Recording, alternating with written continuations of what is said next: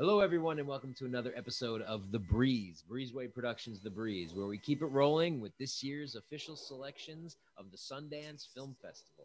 And we're very happy to have two filmmakers zooming in today from Australia to New York, and we're talking about the animated short film GNT.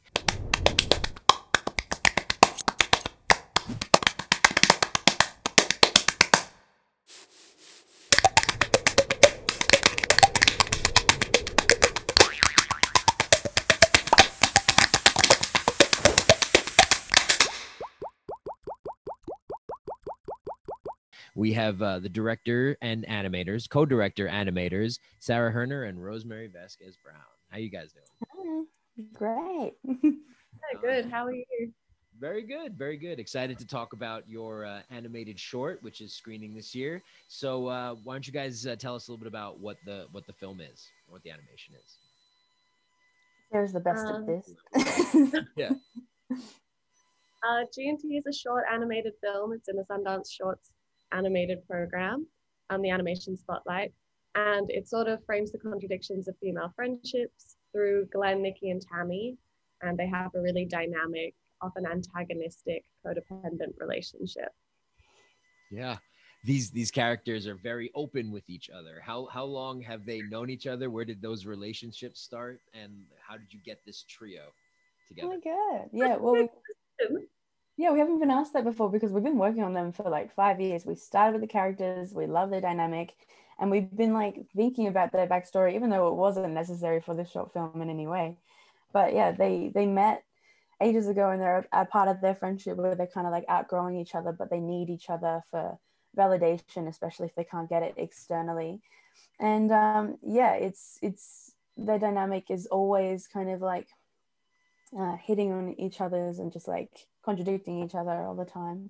And that's what I think makes it really interesting and chaotic the whole way through the film. What else would you say?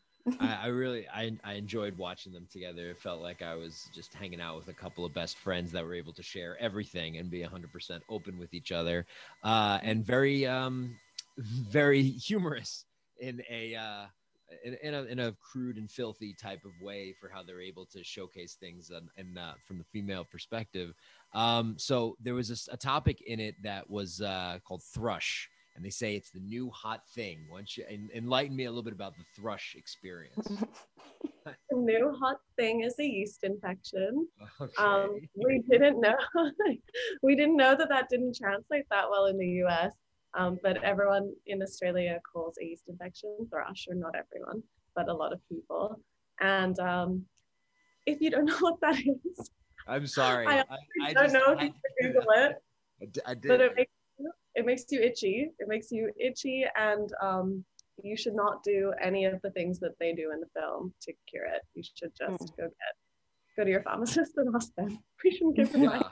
I say it was the new hot thing. Funny, it was also like a pun there. She's so proud of it. She's showcasing like, I got it and I know y'all want it. And I was like, wait, what's happening? She's annoyed because like 70% of anyone with a vagina gets thrush, and so she's like, I'm the minority, I've never had thrush, and is so mad that she isn't on this trend, even though she at first has no idea of what it is. And so yeah, she strives for it, and probably the first person to desperately want a yeast infection. But I'm so proud of her for really just going out there, being a go-getter and getting what she wants. Taking the reins. Glenn takes the reins. Got it. And very happy about it too. The others were jealous. But well, I guess I'll pivot to the animation style. It was very colorful, very funky. It reminded me of like an early 90s like Rugrats type, thing with colors and shapes and poppy neon vibes. Where did you guys get your inspiration for the animation that you're creating? Yeah, we were looking at a lot of illustrations first, because we started making comics with these characters before, and we love like the comic illustrations so much, and we both have quite distinct illustrative styles as well. So we didn't want to lose that in animation, because a lot of the time when you make things move, you kind of compromise a lot on style, but we did not want to do that. So that's why we made the decision to like animate it quite simply and just be very graphic and minimal with our colors. Yes, scary. it was Yeah. very graphic, and the point came across so that the viewers can understand, I guess, the internal workings of the Thrush experience, like going through it in a very deep sense. So, yeah, it didn't seem pleasant, but they seemed to enjoy having it. So that was an interesting balance right there with your characters. Do both of you guys believe that like shock value will enhance the appeal of the animation that you're doing? Like, I remember when Ren and Stimpy did a season much later after their original series did it, and there was just a lot of shock value.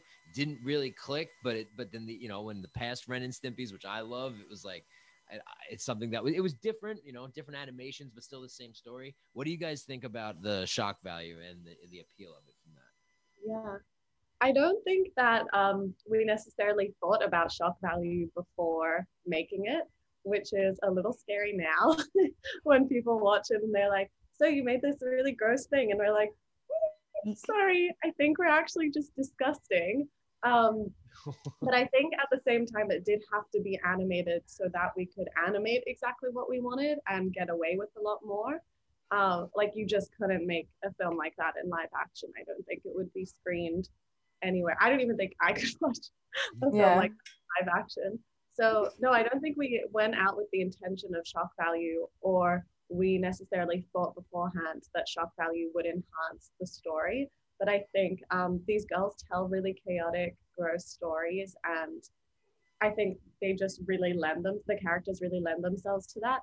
And also we have really gross conversations with our friends. Like a lot of the time, although the film's very exaggerated, a lot of the time we do validate each other for very abnormal behavior, or become really detailed and I don't know another word, but really detailed about what our experiences are with our friends. So I think that like closeness and that sense of overshare is really important in the film, and it really happens in female friendships and other friendships, I'm sure.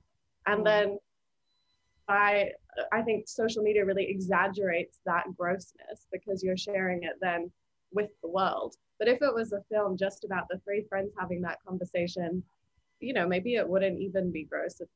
It's breaking that intimacy as well, and breaking where that intimacy is happening, that I think makes it kind of disgusting, but in a fun way. Not still watch it. You're not gonna vomit. No, that was very well articulated, and then it showcases from just being shock value to being an enlightening moment, because I personally didn't know that that's like the conversations that are quite common with overshare within that community. So then I guess a lot of people can relate to it in the fact that they've had that experience with their friends of people that overshare, and then it wouldn't seem so shocking to them because they've gone through it. So that's well said in that aspect. For future animations, what are you ladies looking to create next? We are obsessed with these characters. Like we said, we've been working on them for a long time and had so many we still have so many stories coming to us in our sleep and stuff. And we even wrote like 20-minute scripts for this short film like beforehand that had nothing to do with Thrush but other things as well. So we hope to develop it more and maybe turn it into a longer form like a TV show or something of that sort. Nice. Very cool. Well, we hope to be able to showcase more of your work in the future when it rolls out. And, we're happy that you're able to join us today to talk about your animated short. So GNT, can people check it out online? Like, do you have a website or a trailer that we can showcase? Yeah. You can go to our Instagrams. Mine is at Sirgross, SIRGROSS, and Rosemary. Mine's Rosemary Glenn with a double N. We usually release everything that's happening with GNT on there, but at the moment it's still in Sundance, and yes, I think you can watch the trailer on Vimeo as well. Very good. We hope to be able to showcase that in the interview after we edit together. So the Instagram handles are going to be on your bottom right and bottom left so that people can go and check that out and keep up with what you guys are doing. And, again, congratulations for your selection to the Sundance Film Festival this year. Okay. And, I wish you guys the best of luck with your future projects. Thank you so much.